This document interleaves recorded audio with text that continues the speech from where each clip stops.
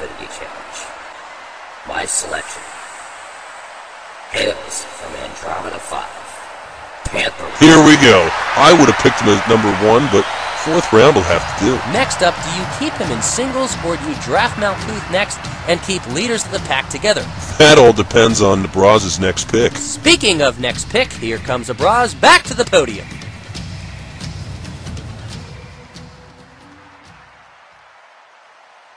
For the 5th round of the Infinity Challenge, I have selected the constellation of Canis Major, She-Devil. The women's champion is on Team Abraz. I would have thought the women's wrestlers would have come later in the draft. Actually, this is a brilliant move by Abraz. By picking She-Devil, he's forcing Dialectus to pick Shanra's next pick. If he doesn't, that would give him the opportunity to lock up the women's division. Do you really think Dialectus could win the women's division with Deadliest and Rotunda? No, I couldn't. I guess what it does is it also buys Abraz some time for his next choice in the draft. It does now, and here comes Dialectus to make his pick, which will be Shanra. For the 5th round of the Infinity Challenge, my selection is from Orion, Shanra. What did I tell you, Diamond? Now you won't see Deadliest or Rotunda get picked until the end of the draft. Now, if I'm Abraz, I would think another singles wrestler would make sense right now. Not necessarily. While he's got a great team in Frontal Assault, it doesn't hurt to have another tag team locked up. Well, here comes Abraz with his next pick.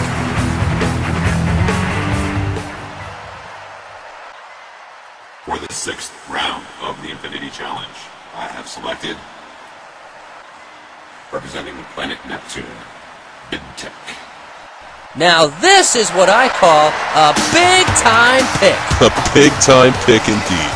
Vidtech came back from a vicious neck injury back in the CPC days. Despite all his doctor's warnings, he made a return, and he was even a former War Games champion. Do you see him wrestling singles again, champ? If they pick up Tristan, no. I could easily see these two working together. They have a lot in common, both having a history of fighting hurt. Vidtech has a little bit of an attitude, but a little bit easier of an ego to deal with than Nitro has been as of late. Here comes Dialectus about to make the pick. Who do you see him picking next? It better be a tag team wrestler. So far, Dialectus has no options in the tag team division.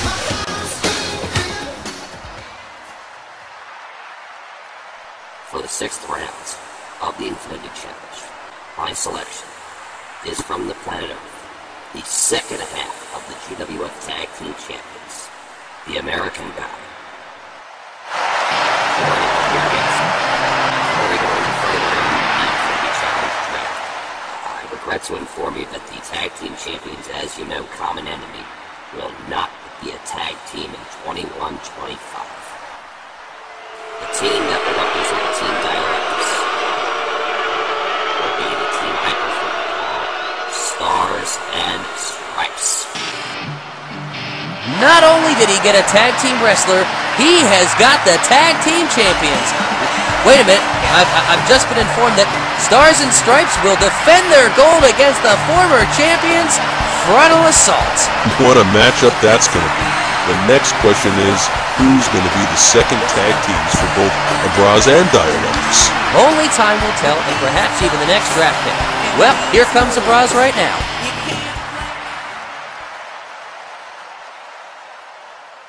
For the 7th round of the Infinity Challenge, I have selected, representing the Moon of Titan, Tristan.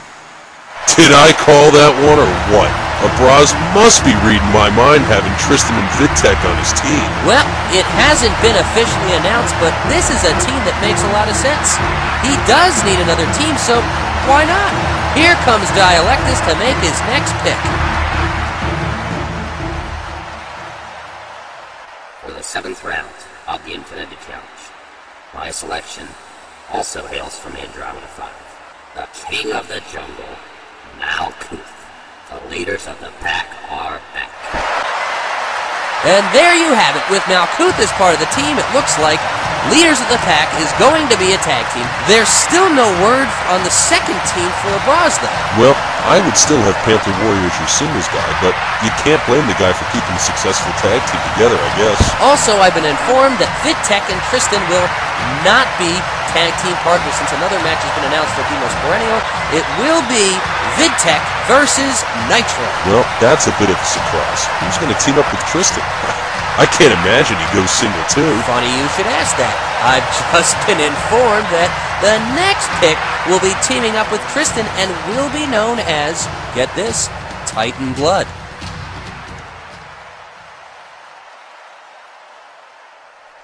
For the 8th round of the Infinity Challenge, I have selected from the Moon of Titan, the Betrayer. Well, once you said Titan Blood, I knew exactly who was going to be picked next. As most of the fans predicted too. This should be an interesting team.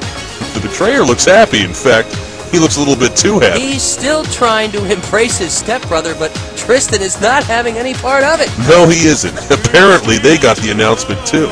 This could be a long year for Tristan. Like I said here earlier, though, people had their doubts about Twin Blood as a tag team for similar reasons. Specifically, Dregs and Sleeves. They made a great tag team, and so could the Betrayer and Tristan.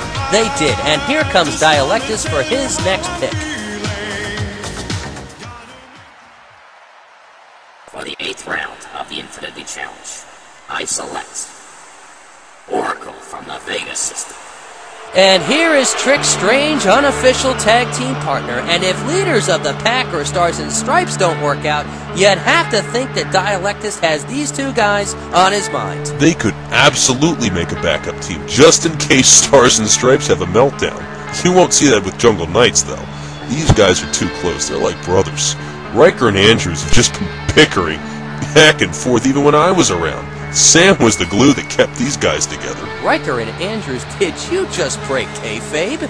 My apologies. The American guy and U.S. male have been bickering for years, despite their success as a tag team. No problem, Pegasus. Here comes the 9th round of the draft.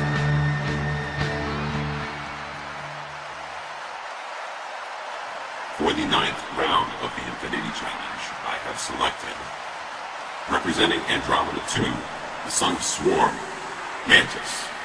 If this guy has the determination of his dad, he could be a real star. You already know he has the guts. Well, it looks like the draft picks are going quicker as Dialectus is ready to make his next move.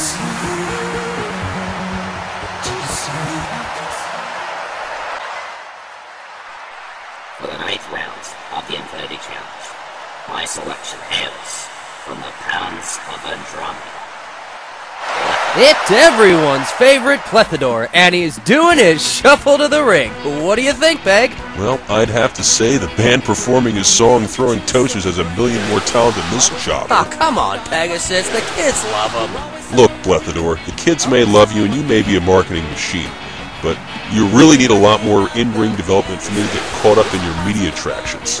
Although I am a big fan of Throwing Toasters, I'm going to go to see them on their upcoming tour in Demos. You got an extra ticket? For you? Please. For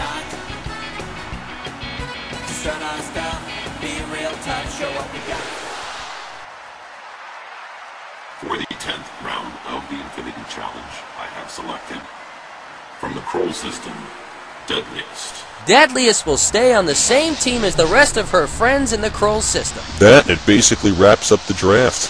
No other options for the women's division. Rotunda left up on Team Dialectus, and the other half of No Talent will end up on a Bras. I assume you're referring to Scimitar. I am.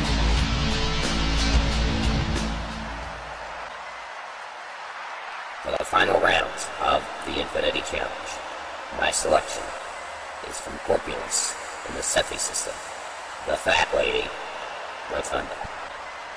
Well, Rotunda will make the final pick for Team Dialectus, which means Knife Man is going to Team Abraz. Do they really even need to announce this guy? When he performs, the crowd makes an effort to sing Santon the Loner's entrance theme. I beg your pardon?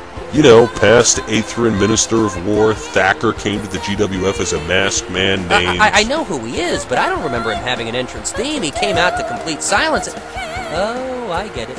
Okay, here's the official announcement. For the final round of the Infinity Challenge, I have selected, from Corpulus in the Cephi system, the Knife Dude, Scimitar. Wow, not only are they silent, but most of them are trying to beat the traffic home. And it looks like he's got a microphone. Well, it looks like the crowd's not the only group of people trying to beat the traffic home. Looks like the people in the sound studio didn't want to hear what Scimitar had to say, turned his microphone off, and they're probably on their way home too. Folks, that'll do it for this special edition of the Diamond Ringside Report. Next show we will have exclusive results to Demos Perennial. Don't forget to make your predictions, fans. I will post mine. And be sure to listen on behalf of myself, Johnny Diamond, and Pegasus the Powerful, as well as the rest of the crew on Demo Sports.